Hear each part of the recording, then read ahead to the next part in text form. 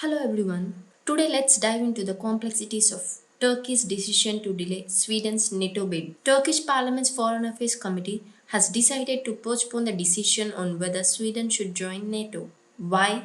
Well, they say there's a lack of clarity in the negotiations, feeling that things haven't matured enough. Turkey is concerned about Sweden's perceived leniency towards groups they see as security threats like Kurdish militants and individuals tied to a 2016 coup attempt.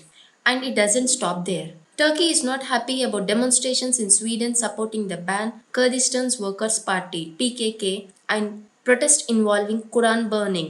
Despite Sweden's efforts to address Turkey's security concerns, the delay persists. The Turkish Deputy Foreign Minister even briefed cabinet members, stating that Kurdish militants no longer find a comfortable space in Sweden. But lawmakers from both the ruling party and the opposition aren't fully convinced, wanting more substantial steps from Sweden. Now, both Sweden and Finland sought NATO membership to boost their security, especially with Russia's conflict with Ukraine. Finland got the approval, but the Turkey and Hungary haven't given the nod to Sweden yet. The delay is tied to Turkey's demand for Sweden's to control PKK members and concerns about Sweden's approach to security issues. Adding to the complexity, the decision on Sweden's NATO membership is tangled up with the Turkey's diplomatic tensions with the West over the Israel Hamas conflict. The Turkish parliament, under President Erdogan's control, can pass the bill with a simple majority. There's even talk of inviting the Swedish ambassador for more information. But as of now, there's no clear timeline for the decision.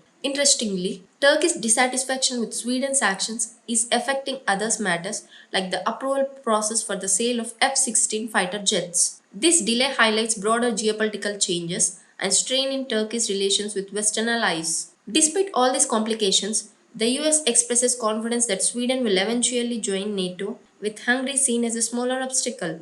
The Turkish Parliament's Foreign Affairs Committee recently debated Sweden's NATO bid but adjourned without reaching a decision. Legislators from Erdogan's ruling party initiated the postponement, citing the need for clarification and asserting that negotiations with Sweden had not yet matured enough. Committee chairman mentioned the possibility of inviting the Swedish ambassador to provide further information on steps Sweden has taken to address Turkey's security concerns.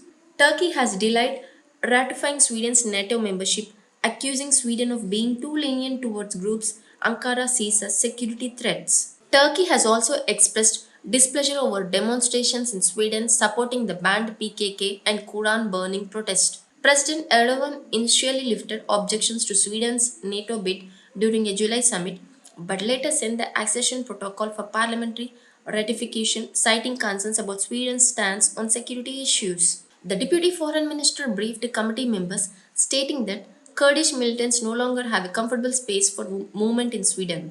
However, Turkey insists on more concrete actions from Sweden. NATO requires unanimous approval from existing members for expansion, and Turkey, along with Hungary, remains a holdout. Hungary has stalled Sweden's bid, alleging false statements by Swedish politicians about Hungary's democracy. The Turkish parliament speaker expressed hope for finalizing the legislative process in Turkey promptly. Sweden and Finland abandoned military non-alignment to seek NATO protection after Russia's invasion of Ukraine, with Finland joining NATO in April. Turkey's agreement on Sweden's NATO membership is linked to efforts to acquire new F-16 fighter planes from the US. Both US and Turkish officials deny tying any deal to Sweden NATO membership. The situation remains intricate, showcasing the challenges and strained relations in Turkey's interaction with Western allies. Now, I just want to know what are your thoughts on this situation. Feel free to share your opinions in the comments below. And if you haven't already, don't forget to like and subscribe.